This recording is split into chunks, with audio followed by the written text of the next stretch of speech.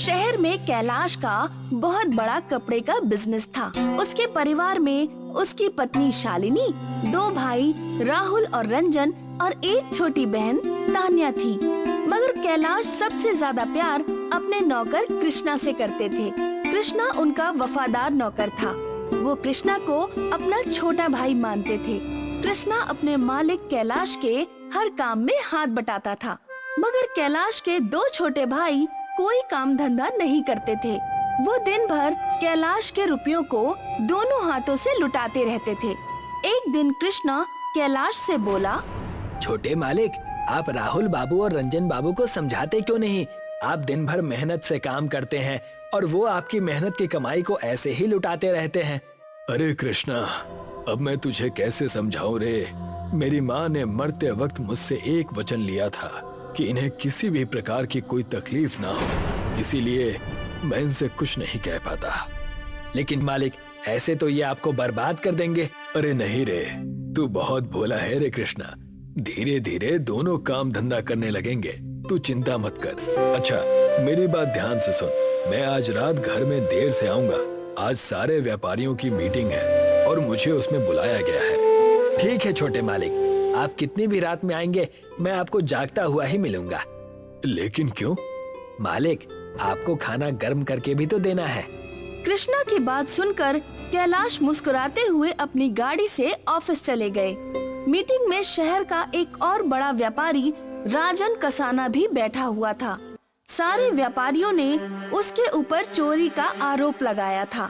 Meeting में कैलाश अपने सभी व्यापारी भाइयों से बोले, तुम सब चिंता मत करो, इस बात का फैसला मैं 1 हफ्ते बाद करूंगा।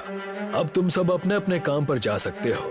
मीटिंग खत्म होने के बाद राजन कसाना मुस्कुराता हुआ कैलाश के पास आकर बोला, आपको क्या लगता है कैलाश जी कि इन व्यापारियों ने मेरे ऊपर जो आरोप लगाए हैं वो सही है या गलत? सीधी सी बात है राजन, व्यापारियों का सारा पैसा आपके सीक्रेट बैंक अकाउंट में रखा जाता है। अगर अकाउंट में से रुपया कम हुआ है तो आपके ऊपर ही आरोप लगेंगे ना। मैंने बैंक मैनेजर से बात कर ली है। 1 हफ्ते के अंदर ये पता लग जाएगा कि आपके ऊपर लगे हुए आरोप सही है या गलत। देखिए कैलाश जी, मैं आपसे झूठ नहीं बोलूंगा। ये सच है कि मैंने व्यापारियों के 100 करोड़ रुपए चुराए हैं। अगर आप उन व्यापारियों के सामने मुझे निर्दोष साबित कर दे तो मैं उनमें से 50 करोड़ रुपए आपको देने के लिए तैयार हूँ। राजन की बात सुनकर कैलाश बुरी तरह से क्रोधित हो उठे। उन्होंने एक जोरदार चांटा राजन के गाल पर जड़ दिया। तुम्हें शर्म आनी चाहिए राजन, अब तो मैं तुम्हें जेल में भिजवा कर ही रहूंगा। इतना कहकर कैलाश वहाँ से चले गए। राजन कसाना गुस्से से दांत पीसता हुआ बोला, तुझे मैं इस लायक ही नहीं छोड़ूंगा कि तू मुझे जेल तक पहुंचाए। राजन कसाना एक आपराधिक प्रवृत्ति का व्यक्ति था। उसने अपने सभी गुंडों को बुलाकर कहा, आज रात तुम सब कैलाश की फैक्ट्री में आग लगा दो। मुझे खबर मिली है कि कुछ देर पहले कैलाश ने करोड़ों रुपए का माल अपनी फैक्ट्री में रखवाया है। उसने अभी तक उस माल का इंश्योरेंस भी नहीं करवाया है। फैक्ट्री जलने के बाद कैलाश सड़क पर आ जाएगा। राजन कसाना के गुंडों ने उसी रात कैलाश की फैक्ट्री में आग लगा दी। कैलाश की फैक्ट्री जलकर राख हो गई और साथ ही साथ उसके अंदर रखा हुआ करोड़ों रुपए का माल भी। कैलाश सड़क पर आ गया। इतने बड़े नुकसान का कैलाश को बहुत बड़ा सदमा लगा और एक रात कैलाश की अचानक तबीयत बिगड़ गई। कैलाश की बहन तान्या अपने छोटे भाइयों के नंबर पर कॉल मिला मिलाकर थक गई, मगर किसी भी भाई ने उसका फोन नहीं उठाया और कैलाश के पास इतने भी पैसे नहीं बचे थे कि वो अपना इलाज कर सके। कुछ ही देर में कृष्णा कुछ पैसे ले आया। डॉक्टर को दिखाने के बाद कैलाश ने अपने नौकर कृष्णा से कहा, कृष्णा, तेरे पास ये पैसे कहाँ से आए? मेरे पास तो फूटी कौड़ी भी नहीं है। क्या तू किसी से उधार मांग कर लाया है? नहीं बड़े मालिक, जब आपकी तबीयत ज्यादा खराब हो गई तो मैंने रंजन बाबू की जेब से कुछ पैसे निकाल लिए थे। मैंने उन्हें कुछ पैसे अपनी जेब में रखते हुए देखा था। कृष्णा ने ये बात बोली ही थी कि तभी कैलाश के दोनों भाई गुस्से से आकर बोले, इसने चोरी की है भैया। तेरी हिम्मत कैसे हुई मेरी जेब से पैसे निकालने की? बड़े मालिक की अचानक तबीयत खराब हो गई थी, मैंने इसी वजह से आपकी जेब से पैसे निकाल लिए। मेरे पास इतने फालतू पैसे नहीं हैं कि मैं इनके इलाज पर पैसे खर्च करूं। आइंदा मेरी जेब में हाथ मत डालना। ये कैसी बातें कर रहे हैं आप रंजन बाबू? जब बड़े मालिक का समय अच्छा था तो आपने उनकी दौलत दोनों हाथों से लुटाई, और आज जब उनका बुरा समय आया तो आप उनके इलाज के लिए थोड़े से पैसे भी खर्च नहीं करना चाहते। मैंने अपनी आंखों से कई बार आपको बड़े मालिक के जेब से पैसे निकालते हुए देखा है, और जब भी मैंने बड़े मालिक से इस बात की शिकायत की तो उन्होंने हमेशा मुस्कुराकर टाल दिया। मुझसे जुबान लड़ाता है बदतमीज नौकर। रंजन ने कृष्णा को बुरी तरह से पीट दिया। बड़े मालिक, ये मुझे मार रहे हैं, आप इनसे क्यों नहीं कुछ कहते?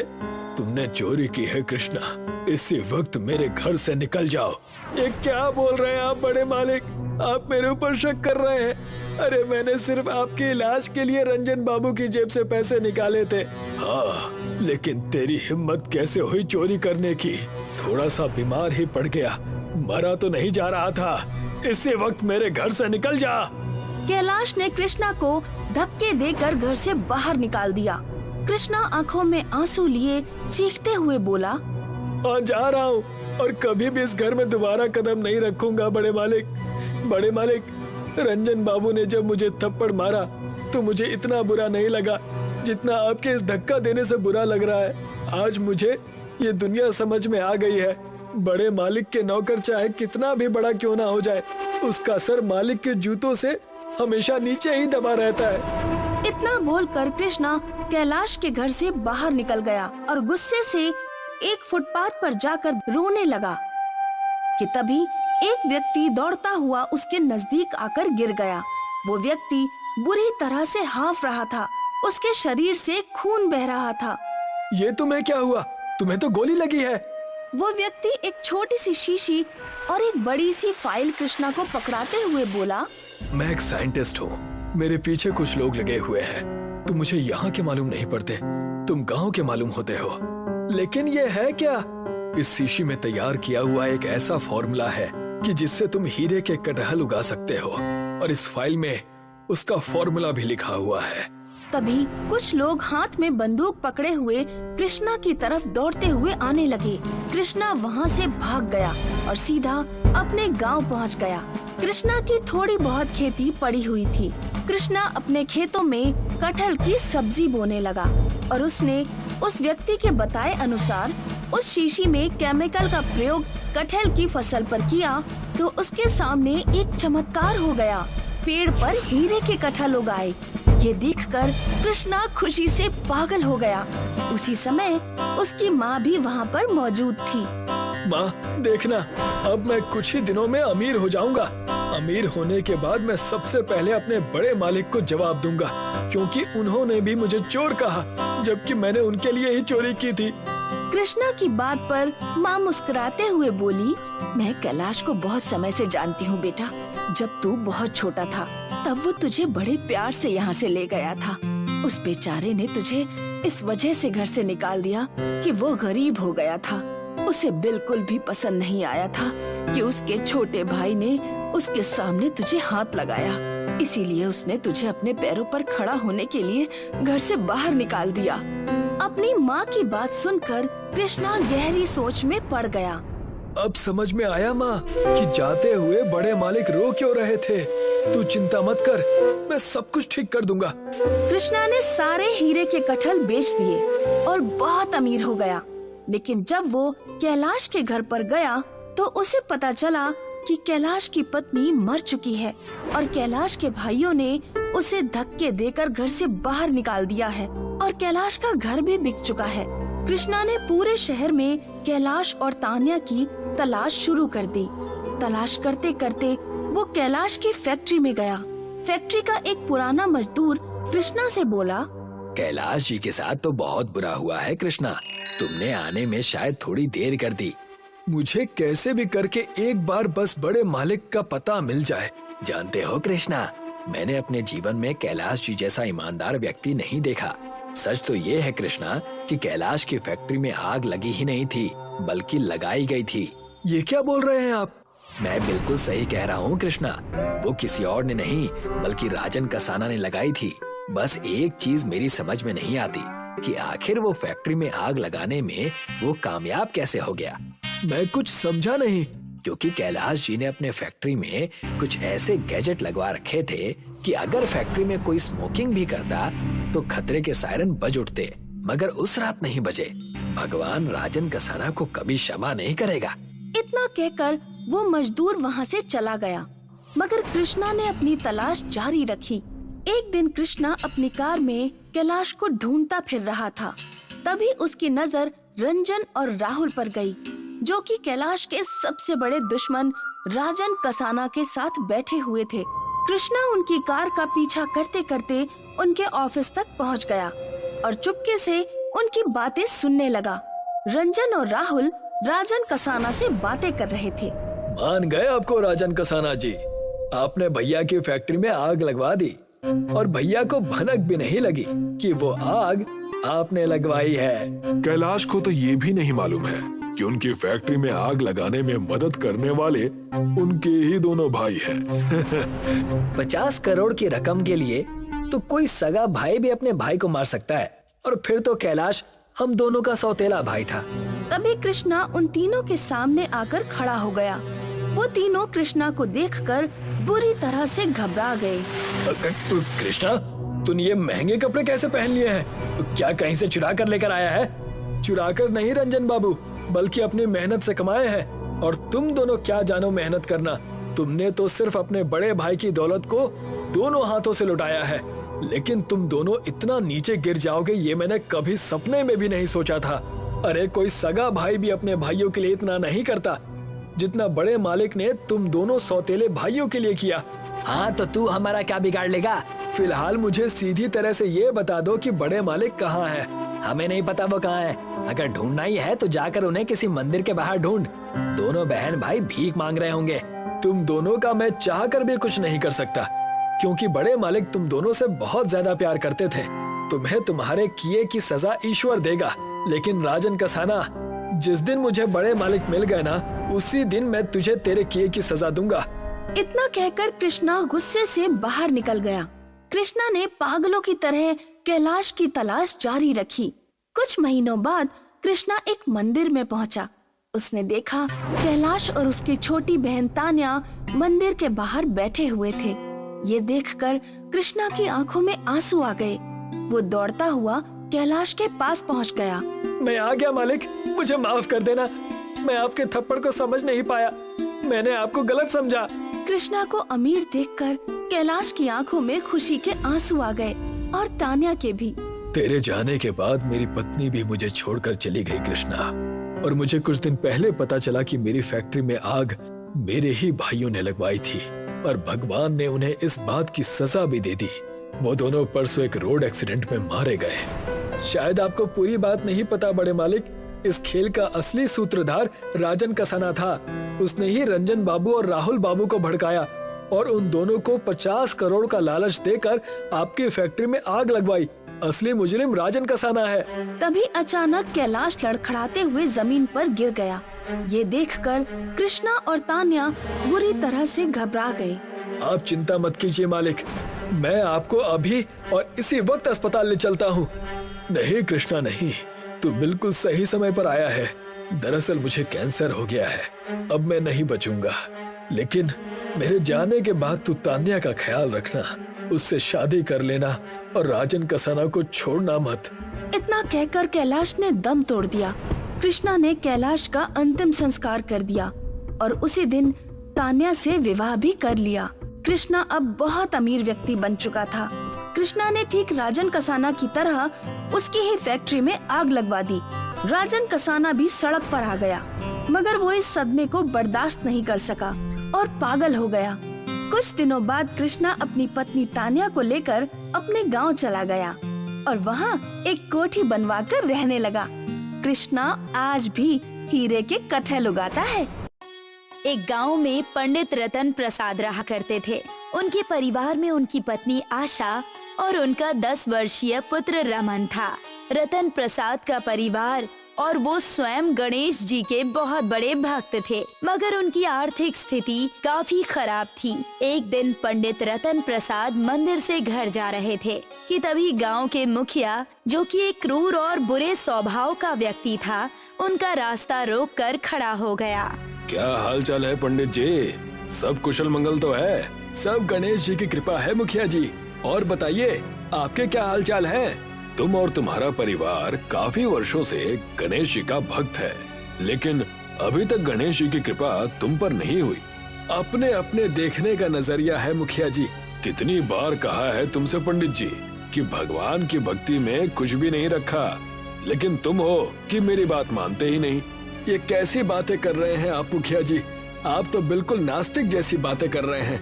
आज का दौर नास्तिकों का ही दौर है। तुम मुझे एक बात बताओ, तुम्हारे परिवार में 2 दिन से भोजन नहीं बना, तुम्हारी पत्नी और तुम्हारा बेटा भूखे मर रहे हैं, तो क्या गणेश जी ने तुम्हारी सहायता की?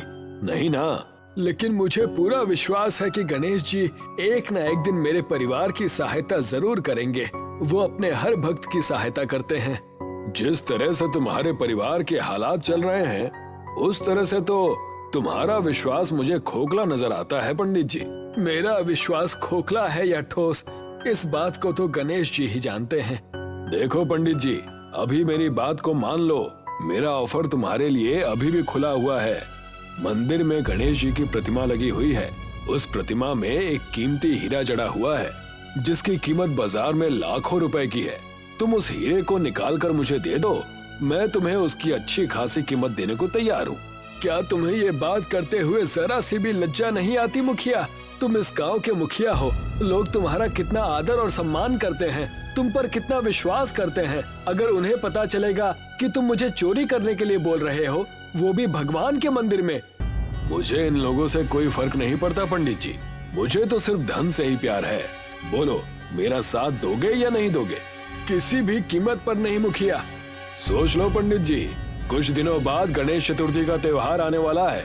उस दिन गणेश जी को मोदक का भोग चढ़ाया जाता है और तुम हर वर्ष मंदिर में गणेश को मोदक का भोग चढ़ाते हो। मैं तुम्हारी ऐसी हालत कर दूंगा कि तुम्हारे पास मोदक बनाने के लिए भी धन नहीं होगा। तुम इस बात को कभी नहीं समझ पाओगे मुखिया कि भगवान भोग से नहीं बल्कि अच्छे कर्मों से प्रसन्न होते हैं।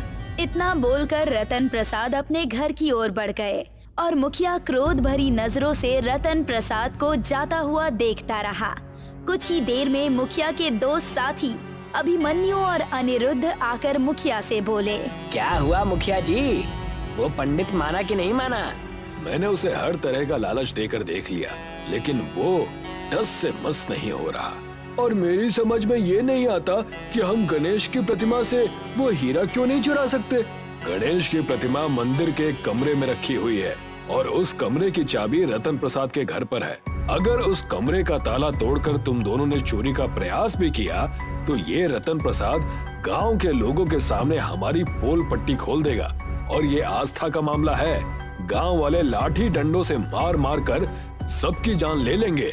तो फिर क्या हम ऐसे ही हाथ पर हाथ धरकर बैठे रहें? बड़ी मुश्किल से तो मैं एक विदेश का व्यापारी आपके पास लेकर आया था। चिंता मत करो अनिरुद्ध, मेरे दिमाग में कुछ है। गणेश चतुर्थी को कुछ ही दिन बाकी रह गए हैं। आप क्या करेंगे? इस पंडित की भक्ति को इसके दिल से ही समाप्त कर दूंगा। देखता हूँ गणेश इसकी मदद करते हैं या नहीं। इधर रतन प्रसाद अपने घर में गए। उन्होंने देखा कि उनकी पत्नी और उनके पुत्र गणेश जी की मूर्ति के सामने भक्ति में लीन थे। ये देखकर रतन प्रसाद की आंखों में आंसू आ गए। अपने पति की आंखों में आंसू देख आशा उनके पास आकर बोली, क्या बात है जी, आज आप कुछ परेशान से लग रहे हैं। मैंने इससे पहले आपकी आंखों में आंसू कभी नहीं देखे। अब तुम्हें क्या बताऊं आशा, आजकल जमाना बहुत बदल गया है। मैं कुछ समझी नहीं जी। गांव का मुखिया मिला था और मेरा मजाक उड़ा रहा था। बोल रहा था कि तुम्हारा परिवार गणेश का इतना बड़ा भक्त है, फिर भी 2 दिन से भूखा मर रहा है। गांव के मुखिया को कौन नहीं जानता। आप भी किन किन बातों में आ जाते हैं। गांव के सभी लोग जानते हैं कि मुखिया 1 नंबर का क्रूर स्वभाव का व्यक्ति है। और कुछ लोग तो ये भी कहते हैं कि वो नास्तिक भी है। वो तो भगवान पर भी विश्वास नहीं करता, और जो भगवान पर विश्वास नहीं करता, भला वो आपको क्या समझेगा। तुम्हारी इन्हीं बातों से मेरे अंदर शक्ति आ जाती है और मुझ में हालातों से लड़ने के लिए हिम्मत और हौसला आ जाता है। तभी रतन प्रसाद के पास उनका पुत्र रमन दौड़ता हुआ आकर बोला, पिताजी, गणेश चतुर्थी का त्योहार आने वाला है। मैं इस बार गणेश जी को देसी घी और खोए से बनाया हुआ मोदक प्रसाद में चढ़ाऊंगा। रमन की बात सुनकर रतन प्रसाद की आंखों में दोबारा आंसू आ गए। वो अपनी पत्नी की ओर देखकर बोले, मुझे इसी बात की चिंता खाए जा रही है आशा कि हमारी आर्थिक स्थिति इतनी बुरी चल रही है, तो इस बुरी आर्थिक स्थिति में मैं इस वर्ष गणेश चतुर्थी में गणेश जी को मोदक चढ़ा भी पाऊंगा या नहीं। चिंता मत कीजिए जी, तब तक कोई ना कोई इंतजाम हो जाएगा। फिलहाल तुम दोनों 2 दिन से भूखे हो। मंदिर में जो भी प्रसाद आता है उस प्रसाद को मैं और गरीबों में बांट देता हूँ, लेकिन गणेश जी की पता नहीं क्या लीला है कि मेरा ही परिवार भूखा है। अपने मुंह से ऐसी बातें मत निकालिए, अपने विश्वास को कमजोर मत होने दीजिए। आशा ने इतना बोला ही था कि तभी रतन प्रसाद का दरवाजा कोई खटखटाने लगा। रतन प्रसाद ने जैसे ही दरवाजा खोला, एक व्यक्ति हाथों में थाली लिए हुए खड़ा था। कौन हो तुम? इस गांव के तो नहीं लगते। जी, आपने बिल्कुल सही पहचाना। मैं इस गांव का व्यक्ति नहीं हूँ। क्या है कि मैं सुखिया चाचा का दूर का रिश्तेदार हूँ। सुखिया चाचा ने आज कुछ लोगों की दावत की थी। उन्होंने बहुत सारा भोजन बनवा लिया था, मगर मेहमान आए ही नहीं। भोजन कहीं खराब ना हो जाए, इसी वजह से वो सारा भोजन गांव में बंटवा रहे हैं। मैं वही भोजन आपको देने आया हूँ। सुखिया चाचा का नाम सुनकर रतन प्रसाद ने वो थाली ले ली, क्योंकि रतन प्रसाद सुखिया चाचा को अच्छी तरह से जानते थे। वो व्यक्ति वहाँ से चला गया। देखा आपने, जरूर गणेश जी ने हमारी सहायता की है। इतना कहकर वो तीनों भोजन करने लगे। भोजन करने के बाद रतन प्रसाद, रमन और आशा गहरी नींद में सो गए। तभी उनके घर में अनिरुद्ध और अभिमन्यु घुस आए। तेरे दिमाग का जवाब नहीं अनिरुद्ध, तूने तो मुखिया की खोपड़ी को भी फेल कर दिया। इस पंडित को तो बिल्कुल भी शक नहीं हुआ कि ये थाली सुखिया ने नहीं बल्कि तूने भिजवाई थी। वैसे तूने भोजन में कहीं जहर तो नहीं मिला दिया? पागल हो गए हो क्या? मैंने इसमें बेहोशी की दवाई मिलाई है। अगर मुखिया की बातों में रहेंगे तो वो हीरा हमें कभी नहीं मिलेगा। चलो जल्दी से मंदिर के कमरे की चाबी ढूंढते हैं। ये रही चाबी।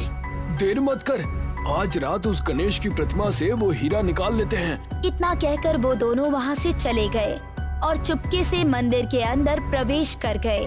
अनिरुद्ध और अभिमन्यु ने बड़ी चालाकी से कमरे का ताला खोल दिया और गणेश की प्रतिमा के सामने खड़े हो गए। वो हीरा गणेश की प्रतिमा में अंधेरे में चमक रहा था। अनिरुद्ध और अभिमन्यु ने उस हीरे को निकालने का बहुत प्रयास किया, मगर लाख कोशिश करने के बाद भी वो हीरा नहीं निकला। अरे यार, ये हीरा तो निकल ही नहीं रहा। अब क्या करें? चिंता मत कर, ये गणेश की प्रतिमा इतनी बड़ी और इतनी भारी भी नहीं है। एक काम करते हैं, इस प्रतिमा को अपने साथ ले जाते हैं। और जब गांव वालों को पता लगेगा तब? अरे गांव वाले तो यही जानते हैं ना कि चाबी तो पंडित के हाथ में है, आरोप उसी के ऊपर लगेगा। वो दोनों गणेश जी की प्रतिमा को मंदिर से उठाकर मुखिया के घर पर ले गए। मुखिया गणेश के प्रतिमा को देखकर बुरी तरह से चौंक गया। ये क्या किया तुम दोनों ने? मुझसे पूछे बगैर ये सब करने की क्या जरूरत थी? अरे वो सब छोड़िए मुखिया जी, इस प्रतिमा के हीरे को निकालने का प्रयास कीजिए। हीरे को देखकर मुखिया सब कुछ भूल गया और वो तीनों हीरे को निकालने का प्रयास करने लगे। और प्रयास करते करते ही वो तीनों कब गहरी नींद में सो गए, उन्हें पता ही नहीं चला। अगली सुबह जब उनकी आँख खुली तो गणेश जी की प्रतिमा वहाँ से गायब थी। गणेश की प्रतिमा कहाँ गई? मुझे क्या पता कहाँ गई। मुझे तो ये भी नहीं समझ में आ रहा कि हम तीनों को नींद कैसे आ गई। अरे तो जाकर पता करो कि मूर्ति कहाँ गई। कहीं ऐसा ना हो कि गांव वालों को पता लग गया हो।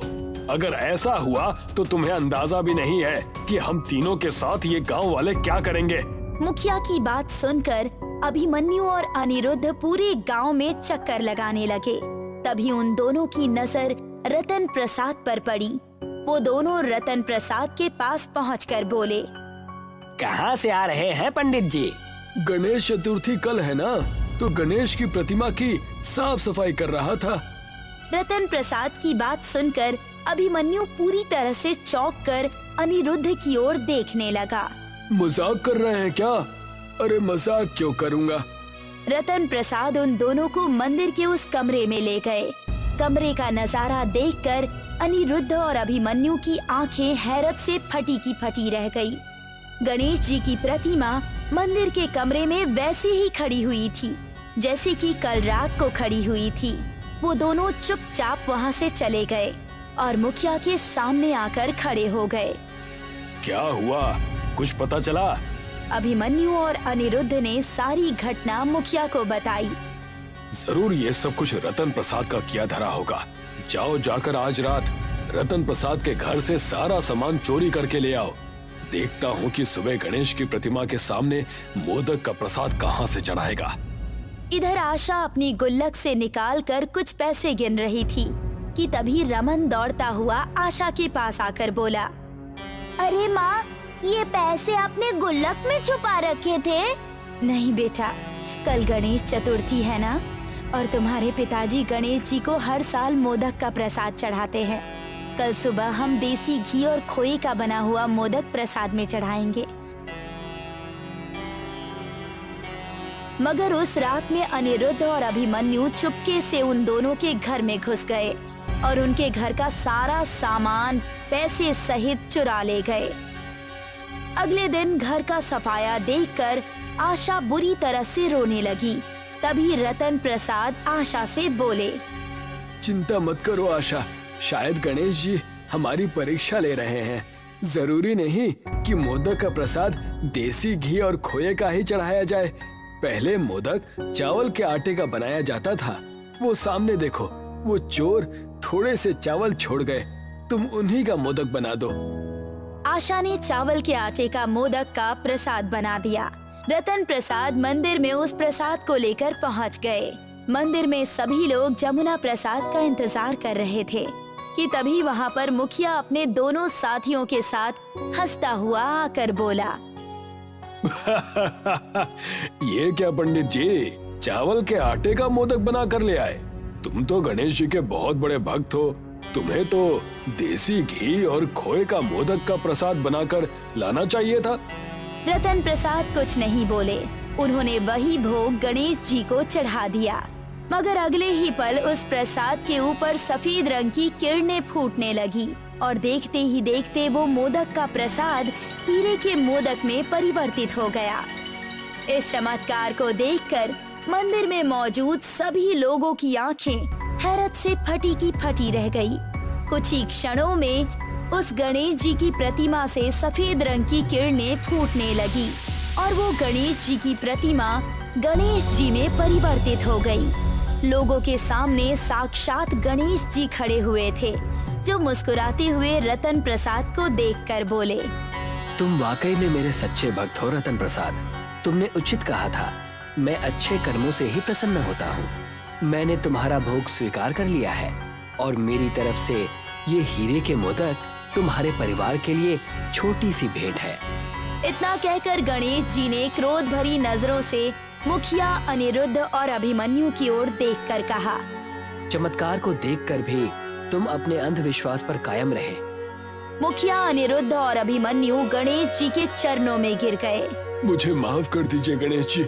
आज गणेश चतुर्थी है, इसीलिए मैं तुम्हें क्षमा करता हूँ, पर ध्यान रखना आगे से कोई भी गलती मत करना।